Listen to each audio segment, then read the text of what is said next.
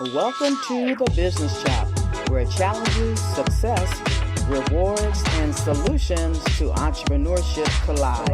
Let's chop it up. Hello, Chop Squad. It is great to be with you as always, and I'm excited today to introduce you to Deirdre Tshien, and she is the co-founder and CEO of Capsho, the world's first AI-powered podcast copywriter. The Capsho is software that helps experts who podcast create their AI-generated episode title, the player description, show notes, social media captions, promo email, blog posts, LinkedIn article, and YouTube description. And in under 10 minutes, I would like to add. So if you're like me, you're a content creator, you've done all of those things all by yourself, and it does take a long time to get that all together. You read it, you write it, you rewrite it. All of this to say that we can quickly amplify our message, grow our listeners, and build our movements. She is the creator also of Content Honey Traps, author of Honey Trap Marketing, and host of the Grow My Podcast show. We're going to learn and hear more from Deirdre on the other side of this message. Knock out your competition with Altogether Marketing. We elevate your brand. Take a stance with your business name, logo, the tagline, your colors, even the fonts for your business. And then jab left with your website, jab right with core values. Back up with product experience and bring it on with you. Visit altogether.biz and let us help you create a knockout brand. Welcome back. Deirdre is a serial entrepreneur, having founded and led 7 businesses across 5 industries in only the last 9 years, and has navigated the entire spectrum of experiences and emotions, the good, the bad, and the ugly, and hopefully the awesome, Deirdre, that comes with starting, running, closing, and exiting businesses. With her hands-on experience and successfully growing her businesses to 6 and 7 figures, she now helps experts who podcast beat obscurity, amplify their message, and build their movements with and visibility with AI-powered content marketing assets. Deirdre, welcome to the Business Chop. Oh, thank you so much for having me here, Audrey. This is going to be such a fun chat. Yes, I'm looking forward to it. Absolutely.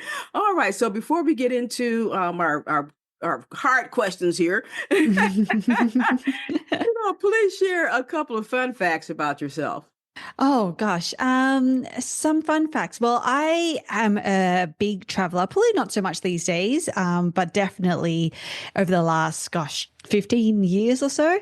And I've traveled to every continent except for Antarctica. So far. Yeah. So that's a bit of a fun fact. I really like coriander. I don't know if I mentioned that, but that's, I don't know if that's a fun fact or not, but coriander I can be very polarizing, a polarizing flavor, but, I'm on the pro side of that. Okay. Well, that's cool. And even a little more personal, you and your husband were or are? Oh, yes. So we are high school sweethearts, actually. So we've been together for over 23 years now, which is crazy. Yeah. Okay. That's awesome. 23 years, that includes high school, right? Because I know you're just, yes. Just past teenagers here. All right. Well, thanks for sharing those personal tidbits with us. We always appreciate, kind of breaking the ice and, getting to know our guest here. So let's just dive right into this podcast thing. So what is your overall perspective on podcast growth? Oh, okay. My overall perspective on podcast growth is that it is not easy or simple, and there is no silver bullet. I think that's going to, unfortunately, I hate to be the bearer of bad news, but that is reality. And honestly, and because I went through this myself, like growing a podcast is very much almost like you're marketing a whole nother business. And it's all the same marketing fundamentals apply. So every time I talk about how to grow a podcast, I always go back to, okay, well, what are the fundamentals of growing a business? These are the things that you need to have in place to really kind of have a consistent podcast growth as much as possible. So we talked about Capsho a little bit, of you being the CEO of that and the content, Honey Traps. So tell us about Capsho and how did that come into being? Yeah. So Capsho is an AI-powered platform. Basically, our users who are usually entrepreneurs, so coaches, consultants, service providers who create audio or video content. So they might be podcasting, they might have a YouTube channel, they might just do training courses. We all actually even have a user and she just goes on a walk every day, records a 2-minute voice note on her phone, and that's what she uploads into Capsho. And basically Capsho creates all of the content marketing assets. So text-based like social media posts, LinkedIn newsletters, blog posts, but also it does image generation now. So you can create your YouTube thumbnails and social media posts through Capsho, and it also does short form video clipping. So if you do upload a video, then it will actually, you can ask it to find the funniest moments or find the most inspiring moments or the moments that talked about this particular topic. And it'll go ahead and find that clip and clip it for you. So that's kind of what Capsho does. It's kind of an all-in-one content marketing platform. And how that really came about for us was because we literally went through that struggle. You know, I had a coaching business. That was when I had my first podcast. And honestly, at the time, I was very much following the Gary Vee advice of like, be everywhere, like be on all the platforms, content domination. And I was like, okay, well, that must be what success looks like and how you get success. And so I was on literally every platform. It was myself, my co-founder, and we had 3 VAs who were supporting us, all of us working on content creation. It was crazy, to the point where the whole team burnt out. It was insane. And I just knew that there had to be a better way of doing this. Back we're talking 10 years or so in my corporate career, I was in banking. I actually was in the innovation team, and my whole remit was actually to look at emerging technologies like AI, like blockchain, things like that. And so I already knew that that AI was a thing. This was before ChatGPT. This was before, really AI took off in mass market. Yeah. And so because I was looking at this problem, I was like, this is actually a really good use case for AI. And so we started working on Capsho end of 2021. We launched our beta in mid 2022. And then ChatGPT came onto the scene, really blew up sort of late 2020 to early 2023.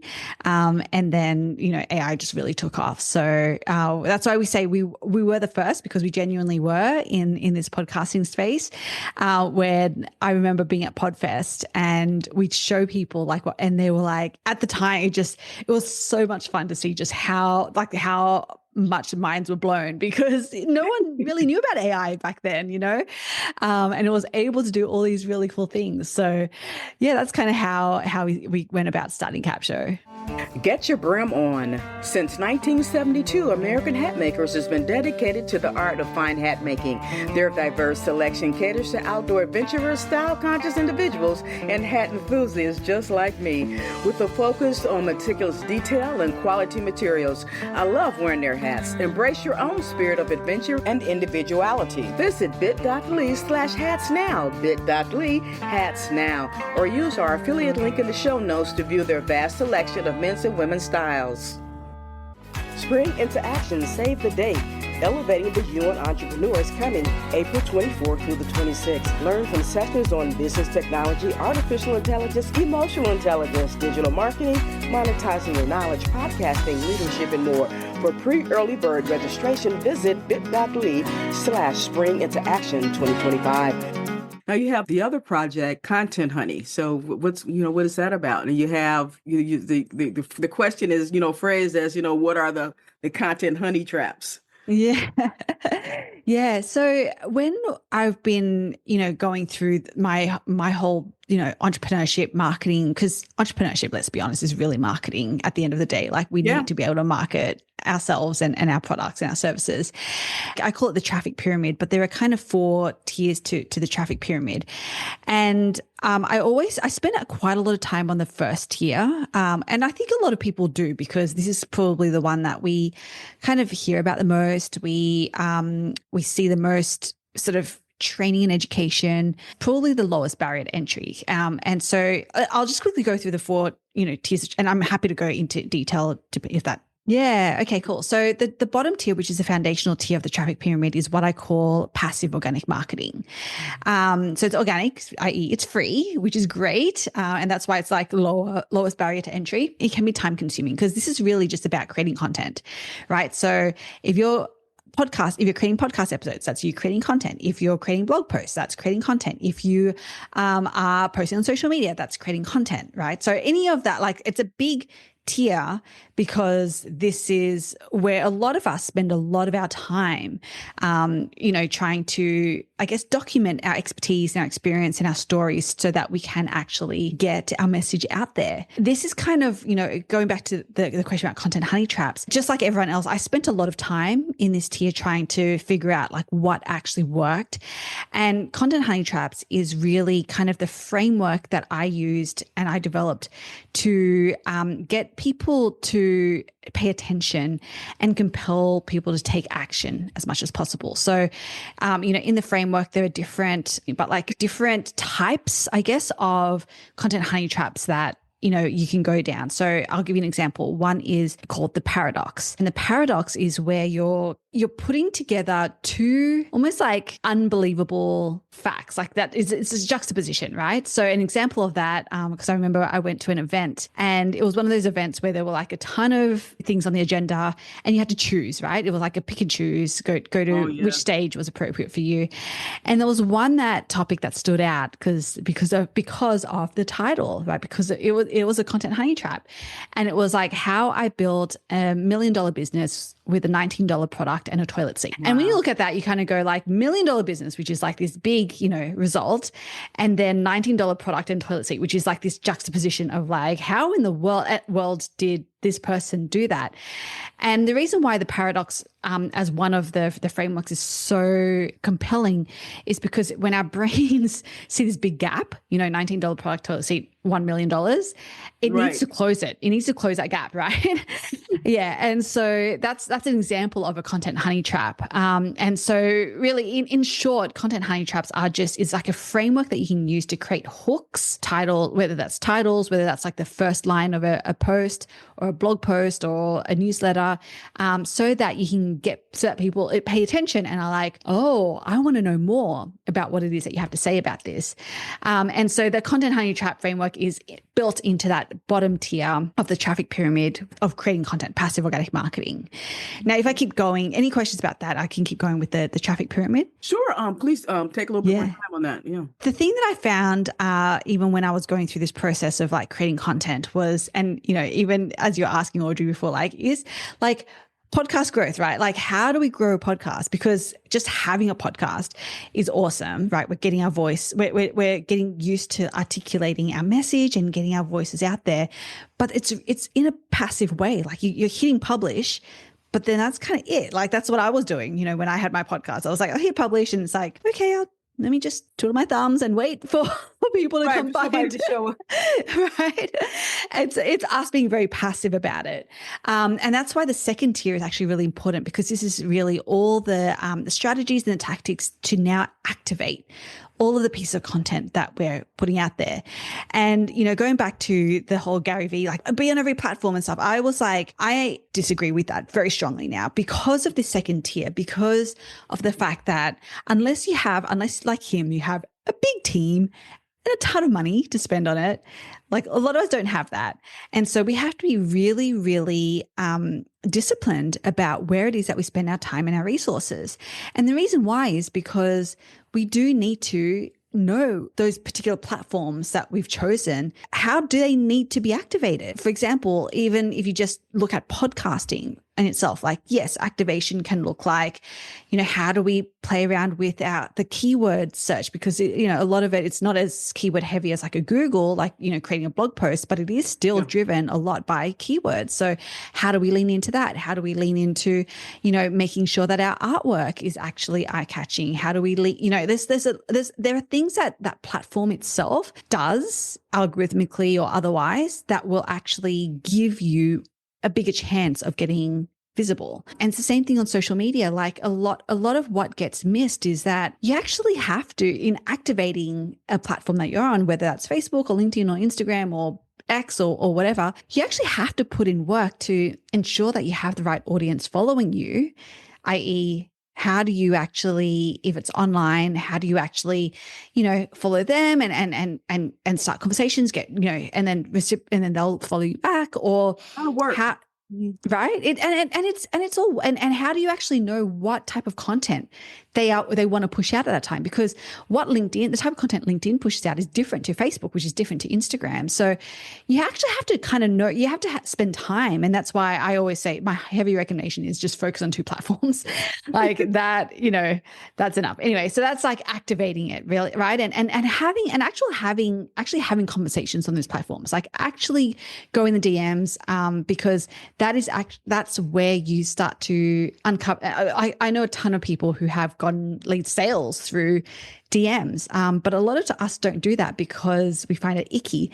And it is if you don't do it the right way. If you don't have like a trigger or permission to reach out to someone, then it'll be icky for sure. But there's a whole strategy on how to do that. Right. Anyway, going on. So that's like the second tier. The third tier then is what I call leveraging other people's audiences. And this is kind of like bread and butter for a lot of us, especially podcasters. Like, how do you get on other people's podcasts? How do you find partnerships, with people with the same audience as yours so that you can collaborate, you can share content, you can do some cool, I don't know, whether it's giveaways or summits or, just really, and I actually really love playing in this space because you can get really creative about what it is that you can do with other people and entice their audience to come and follow you or to buy something from you. But then the last tier, the fourth tier, is paid ads then. So once you have your organic machine kind of running and you know what messages are landing and you know what problems specifically you solve for people and what solutions they're looking for,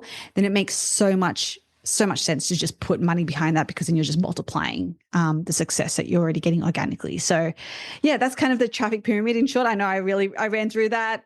I explained a little bit of content hunting traps. Hopefully that was as clear as I could make it. Right. Enough to pique our interest so we can, connect with you further, which, would be my next question is, how can we get it, connect with you and find your podcast so we can, learn a little bit more, like you said, and go a little deeper. Yeah, for sure. First and foremost, I would love if you are an entrepreneur, so you're a coach, consultant, service provider who creates content, whether that's a podcast, whether that's YouTube, so audio or video content. I would love for you to try Capsho out. We have a 7-day free trial. You can just go to Capsho, CAPSHO.com.